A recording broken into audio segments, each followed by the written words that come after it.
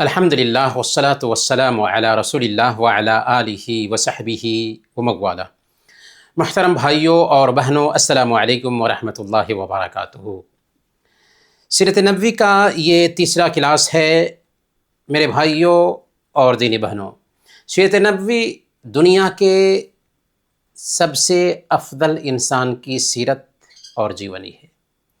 محمد صلی اللہ علیہ وسلم ہم سب کے لیے آئیڈیل ہیں۔ ہمارا آئیڈیل ہمارا باپ نہیں ہوتا، ہمارا ٹیچر نہیں ہوتا، بلکہ ہم سب کا آئیڈیل صرف اور صرف محمد الرسول اللہ صلی اللہ علیہ وسلم ہے۔ ہم جان چکے ہیں کہ آخر سیرت کو کیوں پڑھا جائے، سیرت نبوی کی خوبیاں کیا ہیں، محمد صلی اللہ علیہ وسلم کو اللہ نے آخر مکہ ہی میں کیوں بھیجا، دنیا میں سب سے پہلے شرک کیسے پھیلا، مکہ میں سب سے پہلے شرک کس نے پھیلایا، زمزم کی کھدائی کا قصہ کیا ہے، ہاتھی والوں کا قصہ کیا ہے، اللہ کے رسول صلی اللہ علیہ وسلم کی پیدائش کب، کہاں اور کن حالات میں ہوئی، اور کیسے اللہ کے نبی صلی اللہ علیہ وسلم دودھ پینے کے لیے بنو سعد میں جاتے ہیں اور کیسے وہاں کی زندگی تھی، سینہ چیرے جانے کا قصہ کیا ہے، اور حضرت آمنہ کی وفات کہاں ہوئی، اور دادا کی وفات کے وقت آپ کی عمر کیا تھی، دادا کے بعد نبی صلی اللہ علیہ وسلم کی کفالت کس نے کی۔ اسی طریقے سے سیریا کے سفر پر عیسائی پادری بحیرہ راہب نے نبی صلی اللہ علیہ وسلم کو دیکھا تو کیسے پہچانا کہ آپ پوری انسانیت کے لیے نبی بننے والے ہیں۔ یہ ساری باتیں گزر چکی ہیں۔ 2 کلاسز جو ہوئے ہیں ان کے ویڈیوز بھی ریکارڈ کیے جا چکے ہیں، گروپس میں شیئر کیے جا چکے ہیں۔ اب آپ سب کی ذمہ داری ہے کہ ان ویڈیوز کو دیکھیں۔ ہم یہ باتیں ریپیٹ نہیں کرنا چاہتے۔ ہر مسلمان کی ذمہ داری ہے کہ اللہ کے نبی صلی اللہ علیہ وسلم کی سیرت کو سیکھے، اس سے دلچسپی رکھے، اسی لیے یہ کورس شروع کیا ہے۔ تو آئیے اب ہم چلتے ہیں آگے کی باتوں کی طرف۔ اللہ کے رسول صلی اللہ علیہ وسلم کے 14 سال کی عمر سے 40 سال کی عمر تک کے حالات کو آج جانیں گے۔ اللہ کے نبی صلی اللہ علیہ وسلم 14 یا 15 سال کی عمر کے تھے تو جنگ فجار ہوئی تھی۔ فجار نہیں بلکہ فجار۔ فجار کا معنی ہوتا ہے گناہ کا کام۔ کیوں اس کا نام فجار پڑا اس کو بعد میں جانیں گے۔ پھر اللہ کے نبی صلی اللہ علیہ وسلم نے کاروبار میں حصہ لیا، تجارت کیا۔ 25 سال کی عمر ہوئی تو آپ نے شادی کیا، اور 35 سال کی عمر میں کعبہ کا نرمان ہوا، اس میں آپ کا رول سامنے آتا ہے، اور 40 سال کی عمر میں اللہ کے نبی صلی اللہ علیہ وسلم نبی بنائے جاتے ہیں۔ سب سے پہلے جنگ فجار۔ اللہ کے نبی صلی اللہ علیہ وسلم کی زندگی جب 14ویں سال یا 15ویں سال میں قدم رکھتی ہے تو یہ مہینہ ذوالقعدہ کا مہینہ ہے، جو حرمت والے مہینوں میں سے ایک مہینہ ہے، اور جگہ اوکاز کا بازار ہے۔ 2 فریقوں کے بیچ اچانک جنگ ٹھن جاتی ہے۔ ایک طرف قریش اور کنانہ کے قبیلے تھے، اور دوسری طرف قیس اعلان کے قبیلے تھے۔ کنانہ کے ایک آدمی نے قیس اعلان کے ایک آدمی کو قتل کر دیا تھا۔ یہی قصہ تھا جس کی وجہ سے دونوں قبیلوں میں جنگ چھڑ گئی۔ دونوں میں خوب جنگ ہوئی، دونوں طرف کے لوگ مارے گئے۔ ظاہر سی بات ہے کہ جنگ ہوتی ہے تو دونوں طرف سے لوگ مارے ہی جاتے ہیں، اور یہ جنگ 1 دن 2 دن نہیں بلکہ لگاتار 5 سال تک چلتی رہی۔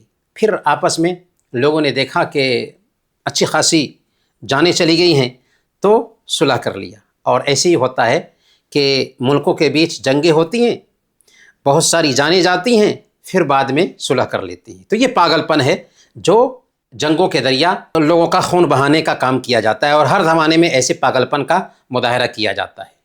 اگر ایک انسان کے اندر اللہ پر سچا یقین ہو اور انسانوں کے خون کی قیمت کا احساس ہو تو اس طرح کی جنگیں ہو ہی نہیں۔ لیکن انسان جانور کی زندگی گزارتا ہے، اسی لیے اس طرح کی جنگیں ہوتی ہیں۔ اس جنگ میں اللہ کے نبی صلی اللہ علیہ وسلم بھی تشریف رکھتے تھے، لیکن اللہ کے نبی صلی اللہ علیہ وسلم نے کسی پر ہاتھ نہیں اٹھایا، کیونکہ یہاں پر دونوں فریق کافر تھے، اور مسلمانوں کو اگر جنگ کا حکم بھی ہے تو اللہ کا نام بلند کرنے کے لیے اور اللہ کے دین کو غالب کرنے کے لیے جنگ کا حکم ہے۔ برکیف اس جنگ کو جنگ فجار کہا جاتا ہے۔ اس جنگ میں اللہ کے نبی صلی اللہ علیہ وسلم نے اتنا کیا کہ اپنے چچاؤں کو تیر وغیرہ دے رہے تھے۔ اس جنگ کا نام جنگ فجار ہے کیونکہ فجار یہ فجور سے نکلا ہے، جس کا مطلب ہوتا ہے گناہ یا حد سے زیادہ گزر جانا۔ تو چونکہ یہ جنگ لڑی گئی تھی ذوالقعدہ کے مہینے میں، اور ذوالقعدہ کا یہ مہینہ حرمت والے مہینوں میں سے ایک مہینہ ہے۔ حرمت والے مہینے کتنے ہیں؟ یاد رکھیے، 4 حرمت والے مہینے ہیں: ذوالقعدہ، ذوالحجہ، محرم، صفر اور رجب۔ ان 4 مہینوں میں خصوصی طور پر اللہ نے جانوں پر ظلم کرنے سے منع کیا ہے۔ تو ذوالقعدہ کے مہینے میں جنگ ہوئی، گویا کہ حرمت کو لوگوں نے پامال کیا تھا، اسی لیے اس جنگ کا نام جنگ فجار رکھ دیا گیا کہ گناہ کا کام کیا یا حد سے تجاوز کیا، فجر و فسوق کا ارتکاب کیا۔ تو یہ ہے جنگ فجار، اور ہم نے جان لیا کہ اللہ کے نبی صلی اللہ علیہ وسلم نے اس جنگ میں صرف اتنا کیا کہ اپنے چچاؤں کو تیر وغیرہ اٹھا کر کے دے رہے تھے۔ حلف الفضول، حلف الفضول یہ ایک ایگریمنٹ ہے، نیک لوگوں کا ایگریمنٹ۔ حلف کے معنی ہوتا ہے ایگریمنٹ، اور فضول کا معنی ہوتا ہے نیک لوگ، اچھے لوگ، پاکیزہ لوگ۔ تو پاکیزہ لوگوں کا ایگریمنٹ، یہ ایگریمنٹ کیا تھا؟ سب سے پہلے اس ایگریمنٹ کے سندربھ کو جانتے ہیں۔ ابھی یہ جو جنگ ختم ہوئی تھی، کون سی جنگ؟ جنگ فجار۔ تو اسی کے کچھ دنوں کے بعد اسی مہینے میں ایک دوسرا واقعہ پیش آیا۔ یمن سے ایک آدمی مکہ آیا تھا اپنا سامان بیچنے کے لیے۔ مکہ میں کوئی قانون نہیں تھا، قبیلوں کی حکمرانی تھی۔ تو عاص بن وائل نام کا ایک مکہ کا سردار تھا، جس نے اس یمنی آدمی سے سامان خرید لیا اور قیمت نہیں چکایا۔ اس نے کئی قبیلوں سے کہا کہ بھائی عاص بن وائل نے میرا سامان خریدا ہے اور قیمت نہیں دیا، پیسے نہیں دیا۔ وہ جب لوگوں سے کہا اور لوگوں نے بھی اس کے پیسے دلانے میں کوئی انٹرسٹ نہیں لیا، تو تھک ہار کر ابو قبیس پہاڑی پر چڑھ گیا اور اشعار میں اپنی مظلومیت بیان کیا، اور آواز لگاتے ہوئے کہا کہ ہے کوئی انسان جو مظلوم کا حق دلائے۔ یہ سن کر اللہ کے نبی صلی اللہ علیہ وسلم کے چچا زبیر بن عبد المطلب حرکت میں آئے اور کچھ قبیلہ کے لوگوں کو اکٹھا کیا، اور عبداللہ بن جدعان، عبداللہ بن جدعان یہ نام یاد رکھیے، عبداللہ بن جدعان کے گھر میں سب لوگ اکٹھا ہوئے اور باضابطہ وہاں پر میٹنگ کی۔ میٹنگ میں یہ ایگریمنٹ پاس ہوا کہ ہم مکہ میں پہلے نمبر پر ظلم نہیں ہونے دیں گے، دوسرے نمبر پر مظلوموں کا ساتھ دیں گے، چاہے مظلوم مکہ کا ہو یا مکہ سے باہر کا ہو، اور تیسرے نمبر پر ظالم کے خلاف ہم ایک مٹھی بن جائیں گے۔ پھر اس کے بعد عاص بن وائل سے سب لوگ اکٹھا ہوئے اور اس کا حق لے کر کے یمنی کو دلوایا۔ اسی ایگریمنٹ کو حلف الفضول کہا جاتا ہے۔ اس حلف الفضول میں اللہ کے نبی صلی اللہ علیہ وسلم بھی شریک تھے، اسی لیے اس کو تاریخ میں نوٹ کیا گیا ہے۔ ظلم کے خلاف آواز اٹھائی تھی، اور اللہ کے نبی صلی اللہ علیہ وسلم بھی باضابطہ نہ صرف یہ کہ اس میں شریک ہوئے، بلکہ نبی بننے کے بعد کہا کرتے تھے کہ میں عبداللہ بن جدعان کے مکان پر ایسے ایگریمنٹ میں شریک ہوا کہ اگر اس کے بدلے لال کلر کے اونٹ بھی دیے جائیں تو مجھے پسند نہیں، اور اگر مجھے اس کے لیے اسلام کے زمانے میں بھی بلایا جاتا تو میں ضرور جاتا۔ اللہ کے نبی صلی اللہ علیہ وسلم کی زندگی پر اب ہم نظر ڈالتے ہیں۔ اللہ کے نبی صلی اللہ علیہ وسلم بچپن ہی سے عملی زندگی میں داخل ہو گئے تھے۔ اللہ کے نبی صلی اللہ علیہ وسلم کو وراثت میں جو چیزیں ملی تھیں ان سے آپ کا کچھ بھی ہونے جانے والا نہیں تھا۔ اسی لیے ہم دیکھتے ہیں کہ اللہ کے نبی صلی اللہ علیہ وسلم جب بنو سعد میں تھے تو بنو سعد میں اللہ کے نبی صلی اللہ علیہ وسلم نے اپنے دودھ شریک بھائیوں کے ساتھ بکریاں چرائی تھیں، اور جب مکہ آئے تو اللہ کے نبی صلی اللہ علیہ وسلم مکہ میں بھی لوگوں کی بکریاں چراتے رہے، کچھ قیرات کے بدلے میں۔ قیرات کہتے ہیں پیسے، روپے۔ یہاں تک کہ یہ بات بھی نوٹ کریں کہ صرف اللہ کے نبی صلی اللہ علیہ وسلم نہیں بلکہ سارے نبیوں نے بکریاں چرائیں۔ گویا کہ بکریاں چرانا یہ الٹپ آپ کی زندگی میں نہیں آیا بلکہ اللہ کی طرف سے یہ انتظام ہوا۔ ایک مرتبہ اللہ کے نبی صلی اللہ علیہ وسلم نے کہا تھا، ما من نبی الا وقد رعى الغنم، کوئی ایسا نبی نہیں اس دھرتی پر جو آیا ہو اس نے بکریاں نہ چرائی ہو۔ یعنی جو نبی بھی اس دھرتی پر لوگوں کے سدھار کے لیے بھیجے گئے انہوں نے بکریاں چرائی۔ سوال یہ ہے کہ آخر نبیوں نے بکریاں کیوں چرائیں؟ سوال تو بنتا ہے۔ جی، بکریاں اس لیے چرائیں کہ بکریوں کو سنبھالنے میں صبر کی ضرورت ہوتی ہے، اور جو بکریوں کو سنبھال لیتا ہے اس کے اندر صبر آ جاتا ہے۔ تو نبی کا کام کیا ہوتا تھا؟ نبی کا کام ہوتا تھا امت کو سدھارنے میں صبر کرنا۔ تو اس ناحیہ سے بکریوں کو چروا کر کے ٹرین کیا اللہ تعالیٰ نے تاکہ امت کو سدھارنے کی ٹریننگ مل جائے۔ برکیف اللہ کے نبی صلی اللہ علیہ وسلم نے وہ ویاپار بھی کیا، کاروبار بھی کیا۔ جب آپ جوان ہو گئے تو تجارت کرنے لگے، کیونکہ کچھ روایتوں میں آتا ہے کہ آپ صائب بن ابی صائب کے ساتھ مل کر تجارت کرتے تھے۔ آپ بہترین ساجھی کا رول نبھاتے تھے، نہ کسی سے الجھتے تھے، نہ کسی سے بحث و تکرار کرتے تھے، معاملات میں بالکل صفائی رکھتے تھے، امانت دار تھے، دیانت دار تھے۔ آپ کی امانت داری اور دیانت داری کا شہرہ اتنا ہو گیا تھا کہ لوگ آپ کو محمد کے نام سے پکارنے کی بجائے الصادق الامین کے نام سے پکارتے تھے۔ الصادق کا مطلب ہوتا ہے نہایت ہی سچا، اور الامین کا معنی ہوتا ہے بہت ہی امانت دار۔ اللہ کے نبی صلی اللہ علیہ وسلم کی یہی جو امانت تھی اور شہرت تھی، اسی امانت اور شہرت کی وجہ سے حضرت خدیجہ رضی اللہ تعالی عنہا تک یہ بات پہنچتی ہے۔ چنانچہ حضرت خدیجہ رضی اللہ تعالی عنہا اللہ کے نبی صلی اللہ علیہ وسلم کو بلاتی ہیں۔ حضرت خدیجہ رضی اللہ تعالی عنہا مکہ کی مالدار عورت تھیں اور ان کا کاروبار چلا کرتا تھا۔ تو خدیجہ رضی اللہ تعالی عنہا نے کہا کہ آپ میرا مال لے جائیے، بیچیے، اور جیسے ہم دوسروں کو فائدہ دیتے ہیں ویسے ہی آپ کو بھی فائدہ دیا کریں گے۔ اللہ کے نبی صلی اللہ علیہ وسلم راضی ہو گئے اور خدیجہ کا مال لے کر کے شام کا، سیریا کا سفر کیا۔ اس سفر میں اللہ کے نبی صلی اللہ علیہ وسلم کے ساتھ خدیجہ کا غلام میسرہ بھی تھا۔ وہاں اللہ کے نبی صلی اللہ علیہ وسلم نے کاروبار کیا، خوب نفع ہوا۔ جب مکہ لوٹے تو پائی پائی کا حساب اللہ کے نبی صلی اللہ علیہ وسلم نے خدیجہ کو چکا دیا۔ اس سفر میں حضرت خدیجہ رضی اللہ تعالی عنہا کو بہت فائدہ ہوا تھا۔ میسرہ نے جو خدیجہ کا غلام تھا اللہ کے نبی صلی اللہ علیہ وسلم کے اخلاق اور کردار کے بارے میں بھی بتایا۔ یاد رکھیں کہ کسی بھی انسان کے اخلاق کو جاننا چاہتے ہیں نا تو اس کے ساتھ سفر کیجیے۔ میسرہ نے اللہ کے نبی صلی اللہ علیہ وسلم کے ساتھ سفر کر کے دیکھا اللہ کے نبی صلی اللہ علیہ وسلم کے اخلاق کو، کردار کو، تو ساری خوبیاں بیان کی۔ تب حضرت خدیجہ رضی اللہ تعالی عنہا نے سمجھا کہ ہمیں جس انسان کی تلاش تھی وہ انسان مجھے مل چکا ہے۔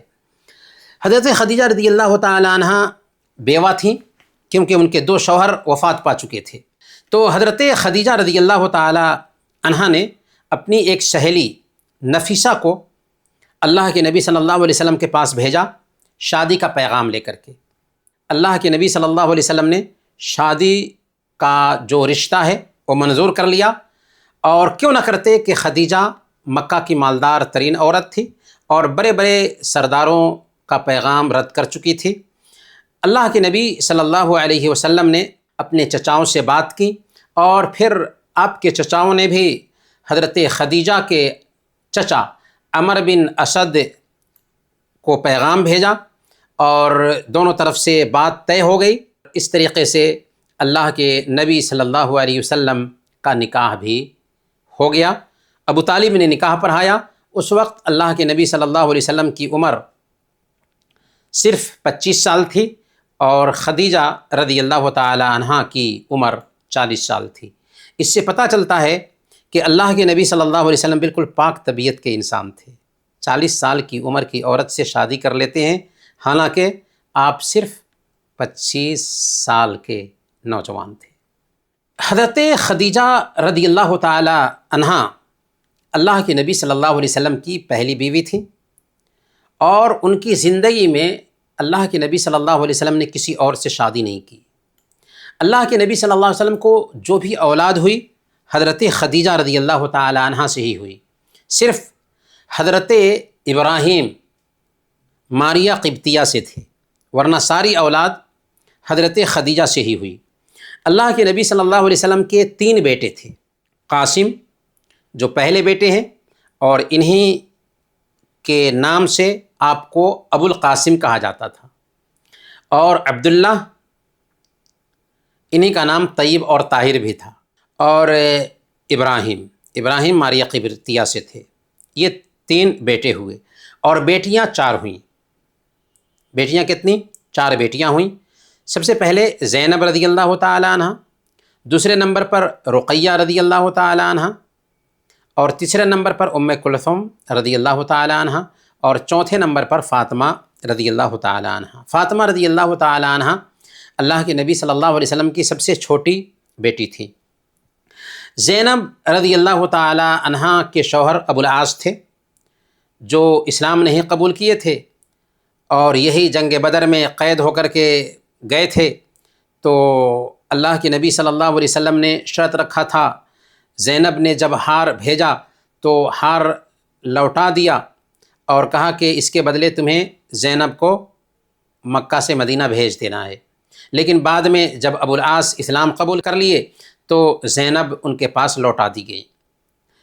اور رقیہ اور ام کلثوم یہ دونوں حضرت عثمان رضی اللہ تعالی عنہ کی بیوی بنتی ہیں۔ پہلے رقیہ سے شادی ہوئی، جب رقیہ کی وفات ہو گئی تو پھر اللہ کے نبی صلی اللہ علیہ وسلم نے ام کلثوم سے بھی شادی کر دیا، اور ام کلثوم کی بھی وفات ہو گئی اللہ کے نبی صلی اللہ علیہ وسلم کی زندگی میں۔ بلکہ حضرت زینب، حضرت رقیہ، حضرت ام کلثوم اور آپ کے تینوں بیٹے قاسم، عبداللہ اور ابراہیم، گویا کہ ساری اولاد اللہ کے نبی صلی اللہ علیہ وسلم کی زندگی میں ہی وفات پا جاتی ہے، سوائے حضرت فاطمہ رضی اللہ تعالی عنہ کے۔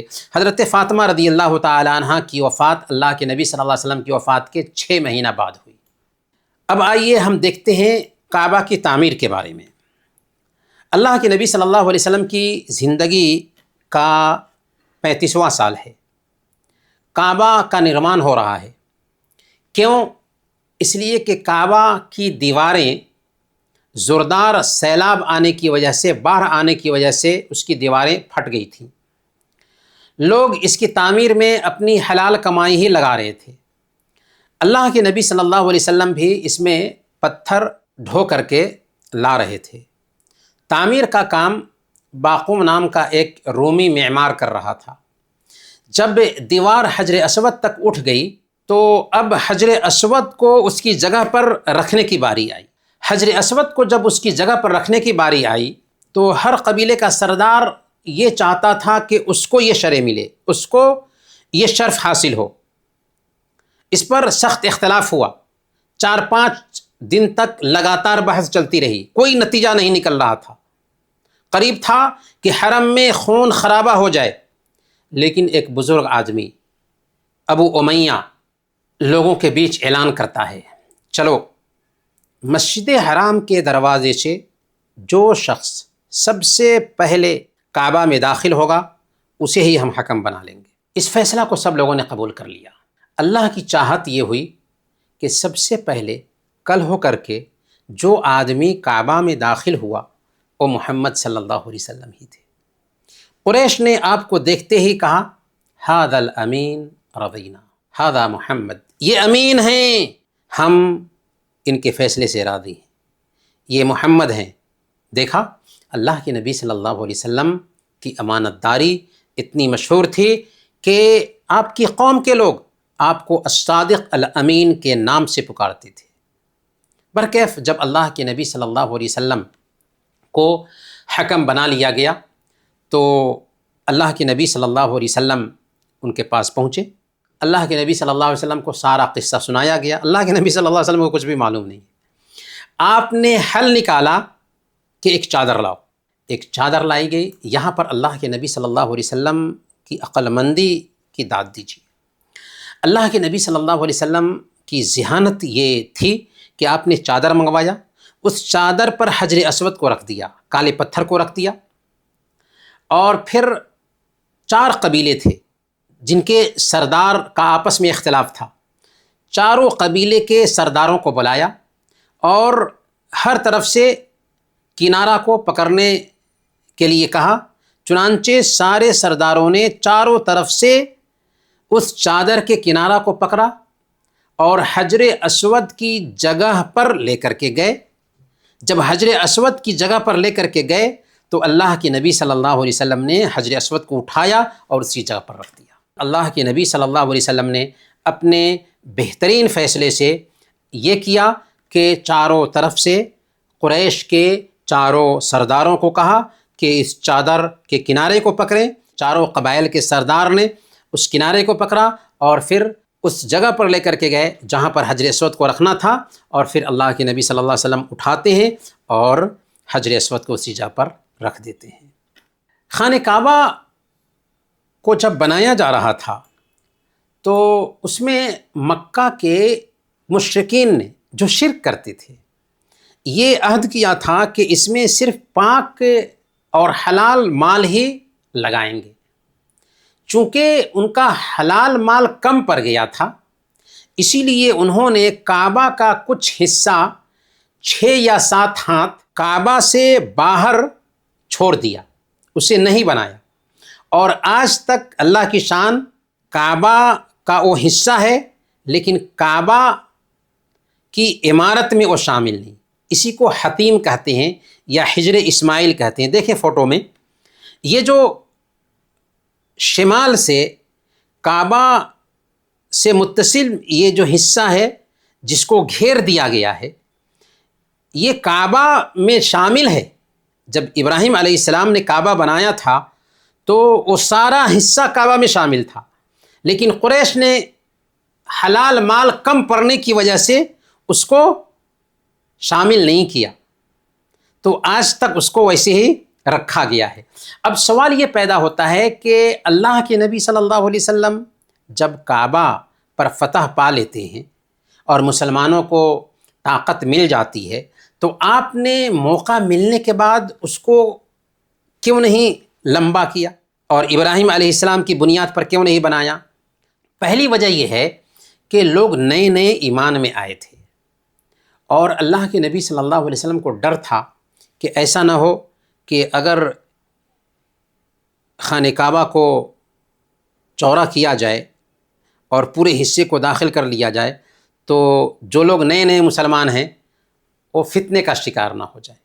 اسی لیے اللہ کے نبی صلی اللہ علیہ وسلم نے حضرت عائشہ صدیقہ رضی اللہ تعالی عنہ سے کہا تھا کہ اے عائشہ، اگر تمہاری قوم کا زمانے کفر قریب نہ ہوتا، یعنی وہ نئے نئے مسلمان نہ ہوتے، تو میں کعبہ کو گرا کر دوبارہ حضرت ابراہیم علیہ السلام کی بنیادوں پر بنا دیتا۔ تو اس سے پتہ یہ چلتا ہے کہ اللہ کے نبی صلی اللہ علیہ وسلم نے اسی حکمت کی وجہ سے اسے ویسے ہی رہنے دیا جیسے قریش نے چھوڑ دیا تھا، لیکن حضرت ابراہیم علیہ السلام نے جو کعبہ بنایا تھا حتیم کا حصہ بھی کعبہ میں شامل تھا۔ اسی لیے اگر کوئی آدمی حتیم میں جا کر کے نماز پڑھتا ہے تو گویا کہ اس نے کعبہ میں نماز پڑھی، اسی لیے اس حصے میں جو خالی حصہ دکھ رہا ہے نماز پڑھنے کی بہت اہمیت ہے، گویا کہ آپ کعبہ میں جا کر کے نماز پڑھتے ہیں۔ اب ہم سوالات کی طرف چلتے ہیں۔ پہلا سوال، جنگ فجار کو جنگ فجار کیوں کہا جاتا ہے اور اس وقت نبی صلی اللہ علیہ وسلم کی عمر کیا تھی؟ کون جواب دیں گے؟ نہیں، غلط ہے۔ 14 साल थी शेख। 14 या 15 साल تھی. بہت اچھا بہت اچھا جی. اور جنگ فجار کو جنگ فجار کیوں کہا جاتا ہے؟ فجار کے معنی ہوتے ہیں گناہ کے. اور ذوالقعدہ میں یہ جنگ ہوئی تھی، اور ذوالقعدہ حرمت والا مہینہ ہے جس میں قتل و خون ریزی نہیں ہونی چاہیے، اس لیے اس کا نام جنگ فجار رکھ دیا گیا. اور کیوں یہ جنگ ہوئی تھی؟ جنگ کا سبب کیا بنا تھا؟ جنگ کا سبب قتل بنا تھا، قتل ہوا تھا جس کی وجہ سے دونوں قبیلے آپس میں بھیڑ گئے. حلف الفضول کے قیام کا سبب کیا بنا؟ اور یمنی تاجر کے ساتھ کس نے زیادتی کی تھی؟ حلف الفضول کا مطلب کیا ہوتا ہے؟ حلف الفضول کا مطلب ہوتا ہے حلف ایگریمنٹ، فضول نیک لوگوں کا ایگریمنٹ. اس میں کیا ہوا تھا؟ عاص بن وائل نام کے ایک آدمی نے، مکہ کے سردار نے یمنی تاجر سے سامان خرید لیا اور قیمت نہیں چکائی. تو اس نے کئی لوگوں کو کہا کہ عاص بن وائل نے سامان خرید لیا ہے، میرے پیسے نہیں دے رہا ہے. کسی نے بھی اس کے پیسے لے کر کے اس کو نہیں چکائے. بالآخر اس نے ابو قبیس نام کے پہاڑی پہ چڑھ کر کے اپنی شکایت درج کی اشعار میں. تو لوگوں کے اندر غیرت جاگی اور کچھ لوگ اکٹھا ہوئے اور ایگریمنٹ کیا کہ مکہ میں جو بھی مظلوم آئے گا اس کا ہم ساتھ دیں گے، ظالم کے خلاف ہم سب ایک ہو جائیں گے اور مظلوم کو اس کا حق دلائیں گے. اسی وجہ سے اس کا نام حلف الفضول رکھا گیا. اور اس ایگریمنٹ میں اللہ کے نبی صلی اللہ علیہ وسلم بھی شریک تھے. جی، نبی صلی اللہ علیہ وسلم نے بچپن میں بکریاں چرائیں. اس حوالے سے آپ کیا جانتے ہیں؟ کیوں بکریاں چرائی تھی؟ کیونکہ شیخ بکریاں چرانے سے صبر آتا ہے. صبر آتا ہے. بہت اچھا جواب ہے، ماشاء اللہ. حضرت خدیجہ رضی اللہ تعالیٰ عنہا نے اللہ کے نبی صلی اللہ علیہ وسلم کو تجارت کی پیشکش کیوں کی، اور اس سفر میں کیا نتیجہ نکلا؟ کیونکہ شیخ سب لوگ صلی اللہ علیہ وسلم کو صادق الامین بلاتے تھے، اس لیے خدیجہ رضی اللہ تعالیٰ عنہا نے ان کو مطلب دیا تھا. جی بالکل، بہت اچھا جواب ہے سمیہ، ماشاء اللہ بہت اچھا جواب ہے. اچھا، میسرہ کون تھا اور اس نے واپسی پر حضرت خدیجہ کو کیا بتایا؟ خدیجہ رضی اللہ عنہ کا غلام تھا. جی، اس نے کیا بتایا خدیجہ کو اللہ کے نبی صلی اللہ علیہ وسلم کے بارے میں؟ اچھا ہی بتایا. ہاں، اچھے اخلاق کے بارے میں بتایا، کیونکہ سفر میں ایک انسان جب چلتا ہے نا تو سفر میں ہی ایک انسان کا کریکٹر واضح ہوتا ہے. حضرت خدیجہ رضی اللہ تعالی عنہ سے نکاح کے وقت نبی صلی اللہ علیہ وسلم اور ان کی عمر کیا تھی؟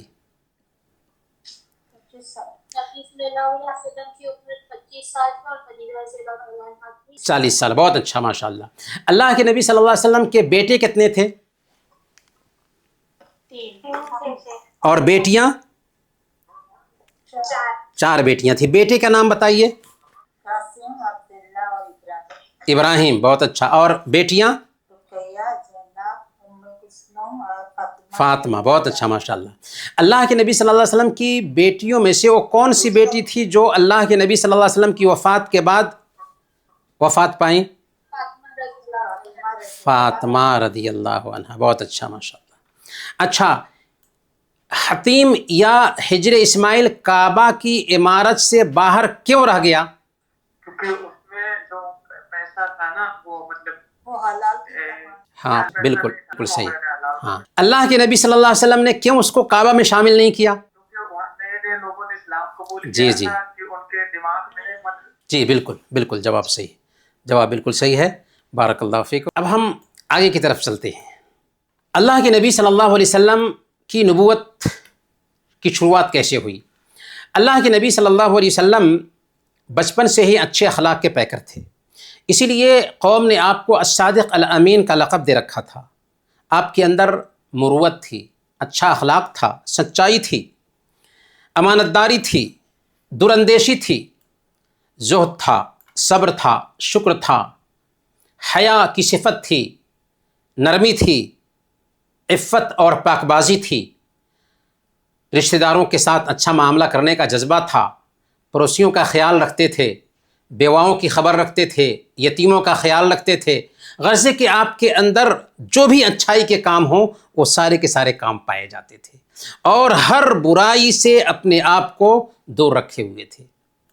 کبھی شراب کو منہ نہیں لگایا، کبھی بتوں کے نام ذبح کیے گئے کھانے نہیں کھائے، کبھی تہواروں اور میلوں میں شریک نہیں ہوئے، کبھی لات و عزیٰ کی قسمیں نہیں کھائیں، اور نبوت سے 3 سال پہلے آپ کو ان چیزوں سے ایسی نفرت ہونے لگی تھی کہ سماج کی برائیوں سے کرہن محسوس کرنے لگے تھے۔ اسی لیے آپ صلی اللہ علیہ وسلم آبادی سے دور حرا نام کے غار میں جا کر کے بیٹھنے لگے تھے۔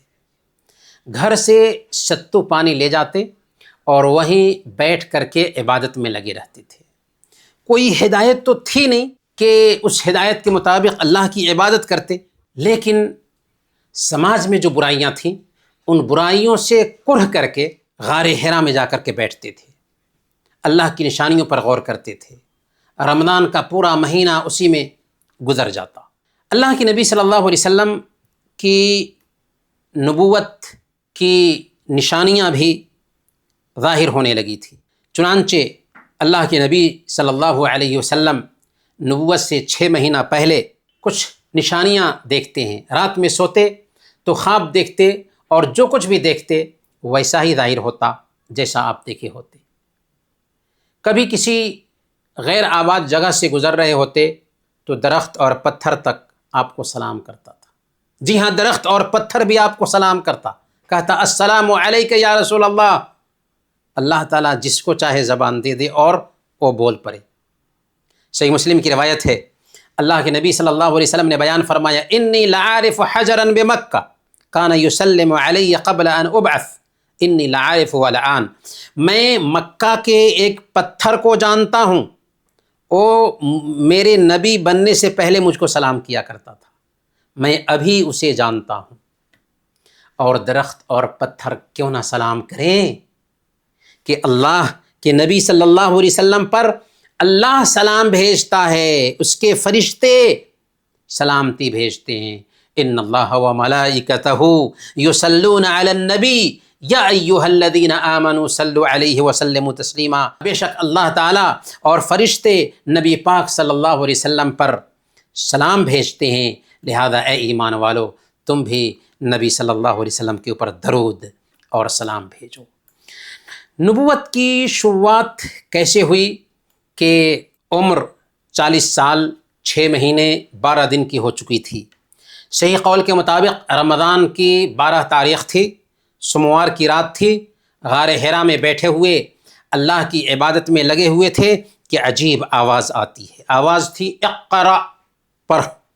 غار حرا کی تنہائی ہے، رات کا وقت ہے، غیر مانوس آواز ہے، اور کام بھی ایسا کہ آپ کے بس کا روگ نہیں، کیونکہ آپ پڑھنا لکھنا نہیں جانتے ہیں، پریشان ہیں، کیا جواب دیں، سمجھ میں نہیں آ رہا، زبان سے کچھ نہیں نکل رہا ہے، لیکن اتنا کہتے ہیں کہ ما انا بقاری، میں پڑھا ہوا نہیں ہوں۔ جی ہاں، پڑھتے لکھتے بھی کیسے کہ بچپن میں ہی ماں باپ اور دادا کے سایہ سے محروم ہو چکے تھے۔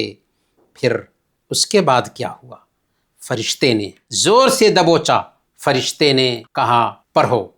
آپ کہتے جا رہے ہیں ما انا بقاری، میں پڑھا ہوا نہیں ہوں۔ اس نے دوبارہ دبوچا اور کہا پڑھو۔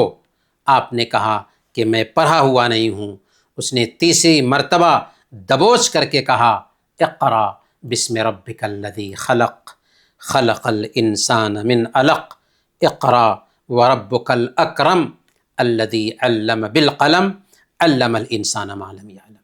اے نبی آپ پڑھیے اپنے رب کے نام سے جس نے انسان کو لوتھڑے سے پیدا کیا، پڑھیں، اور آپ کا رب بہت ہی کریم ہے جس نے ایک انسان کو ایسی چیز سکھایا جس کو وہ نہیں جانتا تھا۔ یہ 5 آیتیں تھیں جو جبریل امین لے کر کے اترتے ہیں۔ کائنات میں تبدیلی آ چکی تھی، بھٹکتی ہوئی انسانیت کو ہدایت کا راستہ مل چکا تھا، لیکن اس نبی کو پتہ نہیں تھا کہ یہ کیا ہے اور کیا ہو رہا ہے۔ برکیف جب یہ واقعہ ہوتا ہے فوراً غار سے نکلتے ہیں، دل دھک دھک کر رہا ہے، جلدی جلدی گھر آتے ہیں، بیوی کے پاس جاتے ہیں، سارا قصہ سناتے ہیں اور کہتے کہ مجھے چادر اڑا دو، مجھے چادر اڑا دو۔ انہوں نے آپ کو چادر اڑا دیا، یہاں تک کہ جب اٹھتے ہیں ڈر جاتا رہتا ہے۔ اس کے بعد حضرت خدیجہ رضی اللہ تعالی عنہا کو سارا قصہ سناتے ہیں، قصہ سنتی ہیں۔ لیکن یہ سب سننے کے بعد خدیجہ رضی اللہ تعالی عنہا نے کیا کہا، اس پہ تعجب کرنے والی بات ہے۔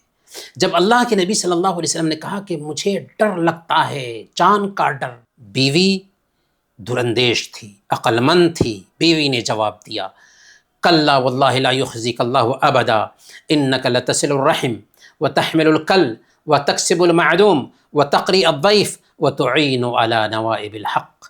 ہرگز نہیں، اللہ کی قسم، اللہ آپ کو رسوا نہیں کرے گا، آپ صلہ رحمی کرتے ہیں، آپ بے بسوں اور کمزوروں کا بوجھ اٹھاتے ہیں، آپ غریبوں کا خیال رکھتے ہیں، آپ مہمان نوازی کرتے ہیں اور مصیبت کے ماروں کی مدد کرتے ہیں، اور جو ایسا انسان ہوگا وہ برا نہیں ہو سکتا، اس کے ساتھ برائی نہیں ہو سکتی۔ پیارے بھائیوں اور بہنوں، وقت ہوا چاہتا ہے، لیکن یہاں پر ہمیں کہنے دیجئے کہ ایک انسان کی کمی اور کوتاہی ہر شخص سے چھپ سکتی ہے، لیکن بیوی سے نہیں چھپ سکتی۔ خدیجہ رضی اللہ تعالی عنہ نے آپ کی زندگی کی کتاب کے ایک ایک حرف کا اسٹڈی کیا تھا، فوراً جواب دیا کہ آپ رسوا نہیں ہوں گے، کیونکہ آپ کو اچھا ہی پایا تھا، آپ کو برا نہیں پایا تھا۔ اللہ کے نبی صلی اللہ علیہ وسلم کے بارے میں یہ جو الفاظ کہے، اس سے پتہ چلتا ہے کہ اللہ کے نبی صلی اللہ علیہ وسلم جیسے باہر تھے ویسے ہی گھر میں بھی ہوتے تھے۔ انہی باتوں کے ساتھ ہم اپنا درس ختم کرتے ہیں۔ وصلی اللہ علی نبینا محمد وعلی آلہ وصحبہ اجمعین۔